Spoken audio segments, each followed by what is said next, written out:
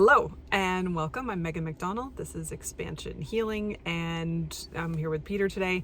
And we are talking about, we're going to see what we're going to talk about. But one of the ideas that I had was to actually talk about sacred geometry. And here's an example of a form that Peter has worked on. And if you want to know more about Peter and sacred geometry, there's a couple other videos on my YouTube channel where we go into detail about some of the work that Peter's done over the last, how many years? 25? 23. 23 years? 24 years, okay. Looking at different forms. This is a very small form for what Peter's done in the past, and this is,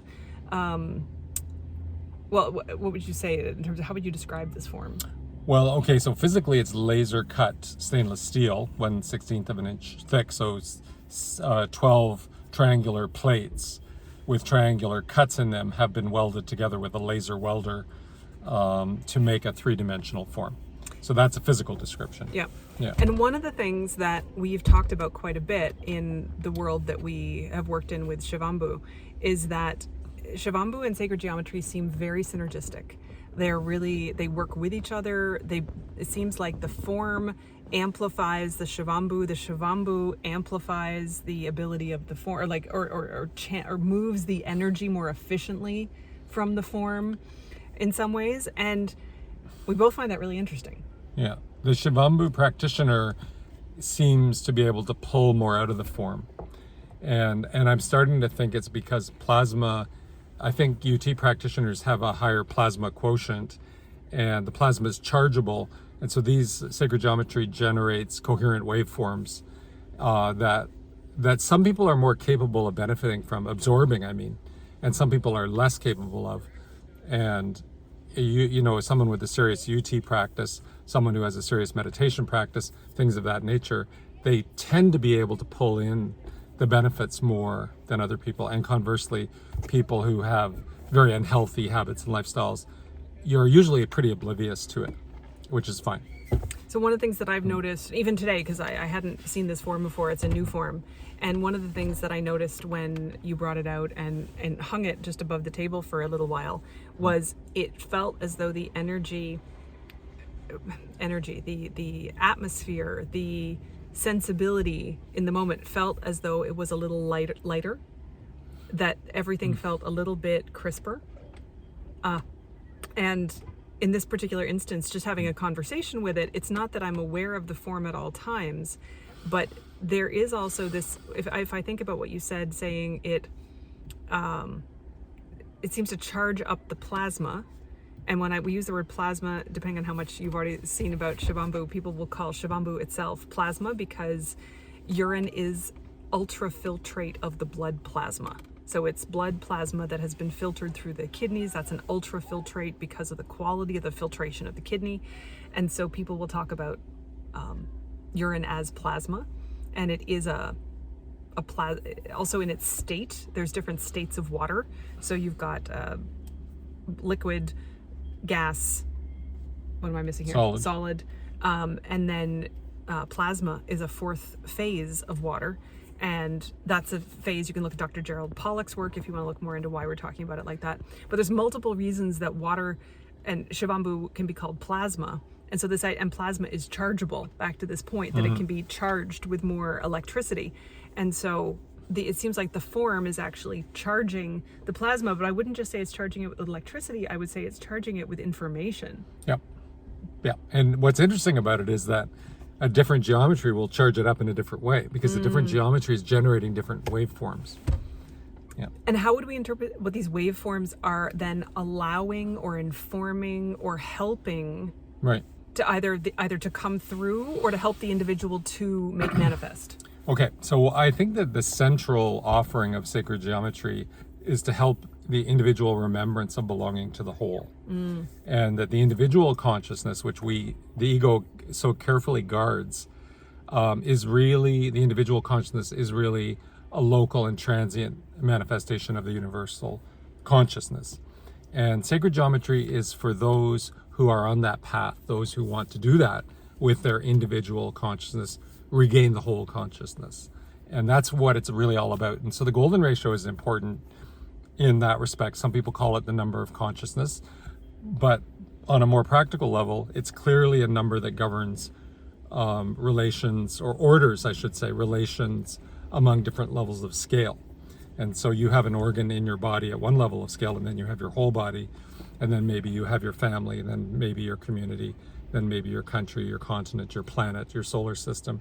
And it might sound absurd, like, to some, but you can go on from there and talk about the galactic experience, the galactic history, the galactic consciousness. This is the era we're about to enter, so it's worth a mention.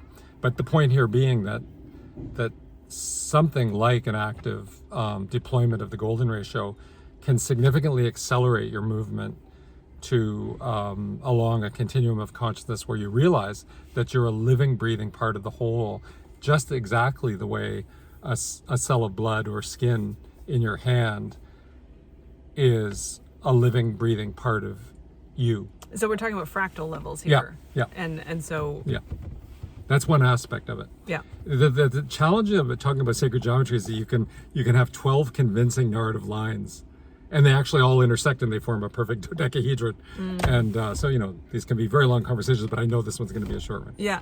So let's hand the direction of the conversation back to you. Right. So part of just this interest then in saying there's sacred geometry in the world everywhere. So plants, flowers, leaves, they all exhibit the golden ratio. They all exhibit fractals. They all exhibit these senses of sacred geometry. So it's not that you have to, you who's listening, have to go out and buy some piece of sacred geometry in order to interact with sacred geometry. Yep. It's part of why people like to have crystals in their homes, because crystals contain sacred geometry as Yep. well. Yep. And so you can access it totally freely in nature. Yep. You can access it by even meditating or focusing on the structures within your own body. Yep. Because there's sacred geometry there. Yep. You can access it by buying a crystal, which might cost 50 cents or $1.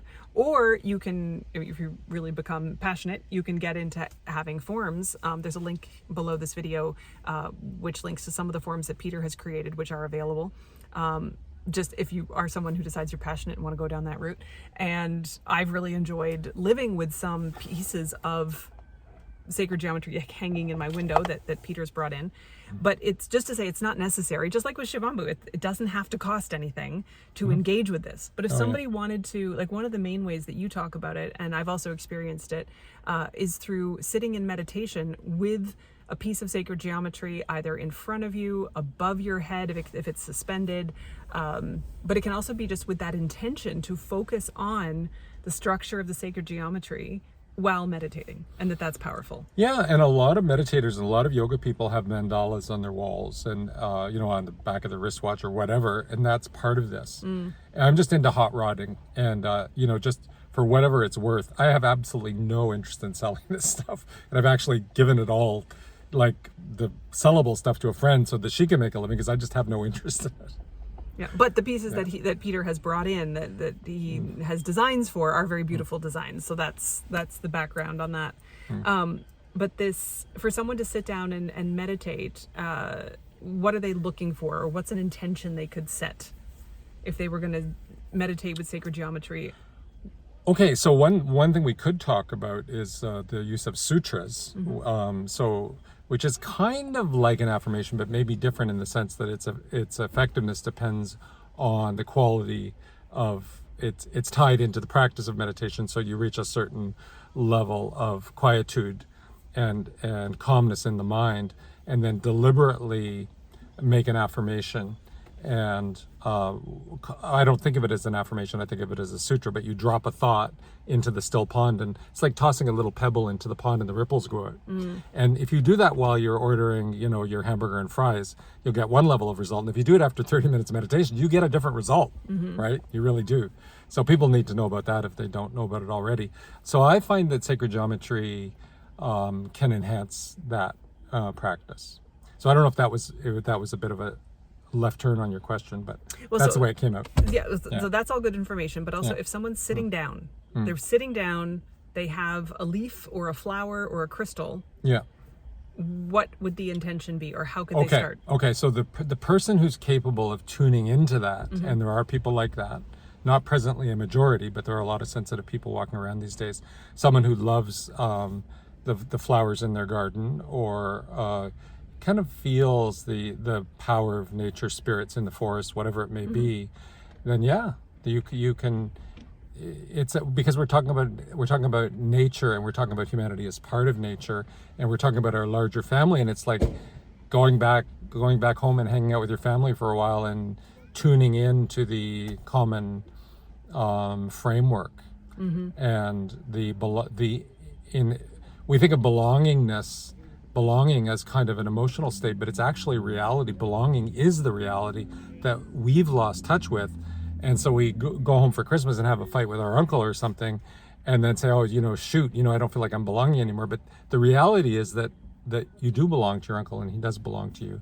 And likewise with the plants and the animals. And it's a way of tuning into the reality around us. And again, I feel this might be a wild digression, but what a well conceived and implemented sacred geometry tool can do is kind of be like a magnifying glass. Like, let's say you want to look at the body of an ant. Well, if you have a magnifying glass and you're watching the ant crawling across the log, and you hold up the magnifying glass, you see all this other stuff, and so your comprehension of what's happening with the ant is enhanced. And for some people, I don't think it's for everybody, and it might only be for a minority, but for some people, sacred geometry is really an amazing accelerator. Right. Yeah. So yeah, just approach whatever you pick with that intention to be open, and also know that, as Peter just mentioned, the more that you work with a specific crystal, plant, sacred geometry form over and over again, it becomes that window. It becomes that way into the space, the etheric space, the energetic space of what that is available to. And part of what we found as Shivambhu practitioners is that meditating, being in the frequency of being grateful for, also like expressing gratitude for the fact that these practices exist, has changed or seems to have brought in an ease or other levels of awareness about Shivambhu practice that came more quickly because of the interaction with the sacred geometry. So that's another thing to be aware of. Like if you're doing Shivambhu practice and you want to engage with sacred geometry, that would also be a way to see how that evolves your Shivambhu practice. Yeah. For someone, like, I would say it's for those who feel fascinated and inspired. And if this kind of talk isn't exciting anything in you, then maybe keep looking. Yeah, no pressure to jump onto this one. If it resonates, great. It's odd stuff, but in a few hundred years, it's going to be everywhere. Right. But we're not there yet. Right. We're not there collectively yet, but we'll get there. Yeah. And as I said, there's a couple other videos on my channel with Peter, different amounts of sacred geometry. There's one that's fully focused on it, and there's others where it comes and goes. But if you're interested in that, obviously the world is full of more information on sacred geometry, and there's lots more information on Shivambhu. And any last word to but I'm feeling inspired to put out one more thought about sacred geometry, and that is that there's this underlying universal architecture, which can be discussed mathematically, but maybe more helpfully discussed geometrically. And the geometry code in the universe is a kind of a framework upon which life is embroidered. So those ladies who do, I don't know, is it called needlepoint? They have the round wooden things, and there's a grid stretched across it, and then they do the garden and the bird and the sun. They're actually relying on that fabric grid, and that's what sacred geometry is. That's the grid. And this interesting thing happens when you put a powerful form in nature, is that everything, all the living forms kind of register its presence, and they go, oh, something's different, somebody important here, or something. There's something from another realm that is important to us that we're not sure what to do with, but we're all taking note of the fact that it's here. I know this sounds like crazy talk, but I have experienced this many times, and I'm referring to a kind of a direct experience. And so I wanted people to know that this is a precursor to organic life. The geometric code, it's kind of like you're running your apps on your phone, but there's the operating system of the phone. You don't see the operating system of the phone, but none of the apps would work without it. And that's just straight up the truth about sacred geometry. That's what it is. It's like the operating system behind it all. Yeah.